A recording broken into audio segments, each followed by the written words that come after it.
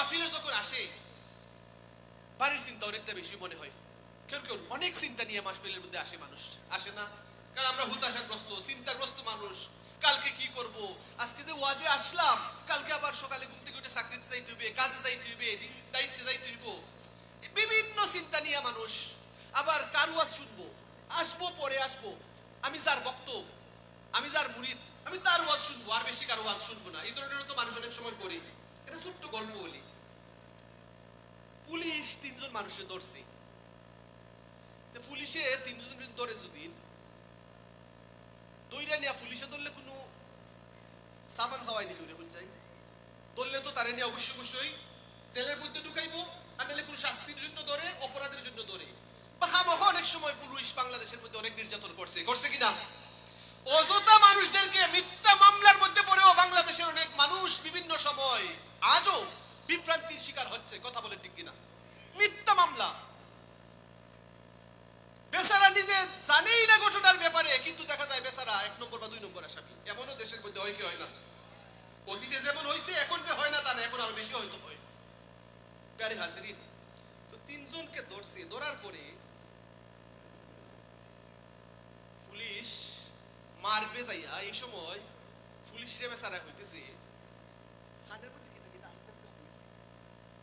হওয়ার পরেও বলার সাথে সাথেই পুলিশ তারে না ওদিকে হচ্ছে চেয়ার উপর, আপনি চেয়ার উপর। আর ওগুলারে যখন ধরবো, ধরার আগে হে হয় তারে হয় যে তুমি কিতা হইলাই যে তোমারে পুলিশে কিচ্ছু করলো না, তোমারে চেয়ারের মধ্যে বইবার শুরু করে দিল, বই নিল, কিতা বিষয়? ওই আমি কইছি আমি গৌসে পাকের মুরিদ। কন্যা সুবহানাল্লাহ। সে বলতেছে যে আমি বলছি আমি গৌসে পাকের মুরিদ। তো গৌসে পাকের মুরিদ বলার সাথে সাথে আমারে পুলিশ ছাইরা দিছে।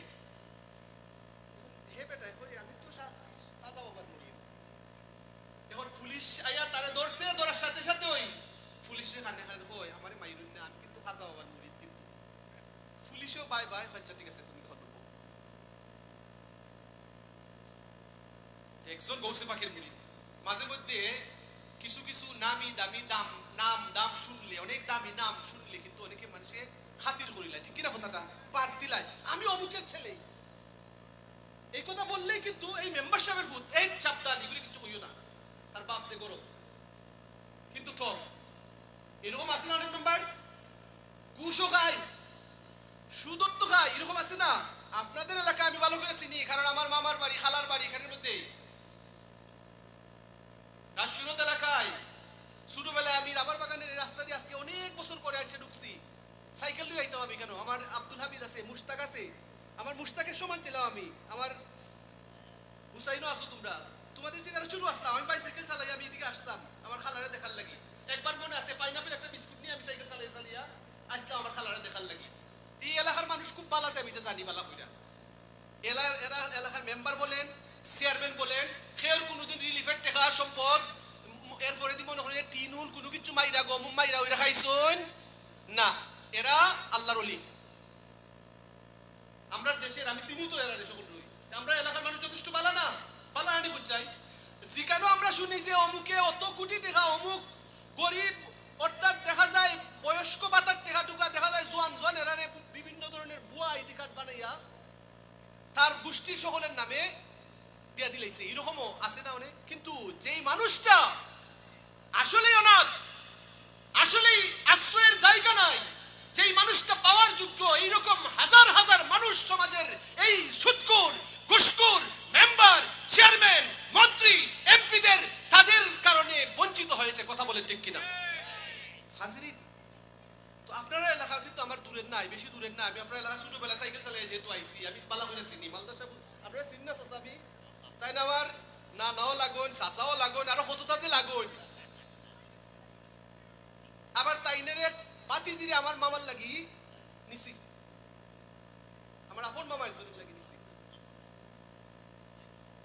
আমার আত্মীয় তাই আমি চিনি ভালো, তাইনে যেহেতু চিনি আমি, আপনারা মোটামুটি যথেষ্ট চিনি, হয়তো ইয়ং যারা আসুন এরা অনেকে আমার হয়তো চিনি না। ফেরে হাজির, তো যখন বলা হয় মালদার সাহেবের ছেলে, বাপরে মালদার সাহেব যে গরম, দিগম্বর বাজারের মধ্যে এখন হয়তো নরম হইছে, কিন্তু আগে যে গরম আসলা, এই লাঠি আসিল না, আরো বড় লাঠি আসিল।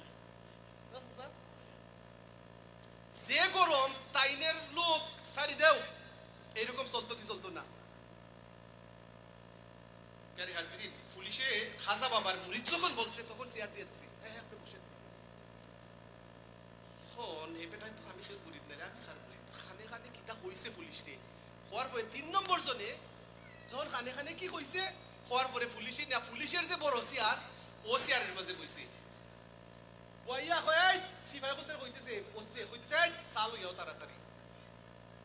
কয় সাহার, তারা দুইজনে কয় স্যার আপনি আমরা এই খাজা বাবার মুরিদ, আমরা একজন গৌসে পাকের মুরিদ একজন, এই কথা কইতই আপনি আমরা রে সারি দিলা বালা কথা, কিন্তু আমরা লোক এহে বেটারে যে আপনি আপনার চেয়ারও বইয়া দিলা আবার চাও খাওয়াই না, বিষয় কিতা? হয় আমার ফির ভাই হে বেটা, ফির ভাই বুঝুননি? এই এলাকা তো ফির সাহেবের মুরিদ অনেক আসুন আপনারা হয়তো, তো ফির ভাইয়ের প্রতি ফির ভাই একটা আলাদা সম্পর্ক থাকি যায়। হয় তাই খাটটাই মুরিদ, গৌসে পাকের মুরিদ হইলাম, খাজা আর মুরিদ হইলাম, হয় হেবেটার আর মুরিদ ফিরুল পাইছে না দেখা বোর্ডটাই মুরিদ হয়ে গেছে। পুলিশ অফিসারে হয় হেবেটা হেবেটার বোর্ডটাই মুরিদ হয়ে গেছে। আমারও একই অবস্থা, আমিও আমার বউর কথা ছাড়া উল্টাপাল্টা কিছু করি না, আমিও ওই বউর কথাই চলন লাগে। এইরকম অনেক সময় মানুষ বিভিন্ন হাতে বিভিন্ন কারণে ফইরা বিপদের মধ্যে ফইরা আটকে যায়, যায় না? এরকম হয় না, ঘটনা ঘটে না? তো এটার লাগে মনে হচ্ছে পুলিশে মনে করতে অবস্থা অত বড় একটা অফিসার যদিও আরেকজনে ধরতে পারে, কিন্তু মাঝে মধ্যে হেক্কানুকে তারা আটকে যায়, কিছু করার থাকে না। প্রিয় হাজিরিন, মনোযোগী আকর্ষণ করার জন্য আপনারা যারা বাহিরে ঘোরাফেরা করতেছেন সেদিকে দৃষ্টি দিয়ে আমি আপনাদের সকলকে অনুরোধ করছি, আমার আলোচনায় আসার পূর্বে আপনারা একটু মাহফিলটা একটু সাজিয়ে নিন, আপনাদের কাঙ্ক্ষিত মেহমানও চলে আসবেন ইনশাল্লাহ। তো বিভিন্ন জনের মুরিদ হয়। এখন ইনয়া যদি আপনি আপনার বউয়ে কইয়া দিছেন না তুমি 10টার ভিতরে 10টা থেকে বেশি বইও না, 10টার সময় ঠিক 10টা বাজতে যাইবা কি, তো দেখা যাবে ওয়াজের প্রতি মন নাই, খালি গরিবায় চাইবা এই 10টা বাজে গেছে, এমনও তো হইতে পারে। কিন্তু রাত শুরুতের মানুষ আশা করি অন্তত শেষ আখেরি মুনাজাত রাখেও যাইতা নাই মনে হয়। বিশেষ প্রয়োজন যদি হয় আপনারা যাবেন, কোনো সমস্যা নাই। বিশেষ প্রয়োজন, বাড়িতে অসুস্থ যদি হয়, একজনের ওয়াজ শূন্য অথবা অল্প ওয়াজ শূন্য যদি আপনি বাড়িতে চলে যান, there is no objection। কিন্তু অন্তত মাহফিল যেহেতু সাজাইছেন, প্রধান অতিথি যিনি আসবেন ওনারে আমি দেখছিও না চিনিও না, আসলে দায়েমি মানে যে নটল দায়েমটা হই সেই হিসেবে অন্তত পক্ষে তাই দেন আহলে সুন্নাত ওয়াল জামাতের আকীদার উপর যেন দায়িম এবং কায়েম যেন আল্লাহ যেন আজকের প্রধান অতিথি আপনারা রবিউল হাসান রে উনারে যেন রাখুন, সকল হোক আমিন। আপনারাও দায়িম থাকবা, অর্থাৎ অটল থাকবা। এই অন্তত মাহফিল সাজাইছেন, প্রতি বছর যেন সুন্দরভাবে এই মাহফিলগুলো উপহার দিতে পারেন, এইভাবে আপনারা মন মানসিকতা নিয়ে আপনারা চলার চেষ্টা করবেন। হাজিরিন, আসুন আমরা আলোচনায় আসি। আমাকে বলা হয়েছে সুদ ঘুষ এই প্রসঙ্গে কিছু আলোচনা করার জন্য, পর্দা পারলে এ বিষয়ে কিছু আলোচনা করার জন্য। এই বিষয়ে আলোচনায় আসার পূর্বে আমি যেহেতু আপনাদের পাশের বাড়ির মানুষ, আমার গড় মনে করি আপনাদেরকে, সেই জন্য আমি কোরআনের একটা সূরা আছে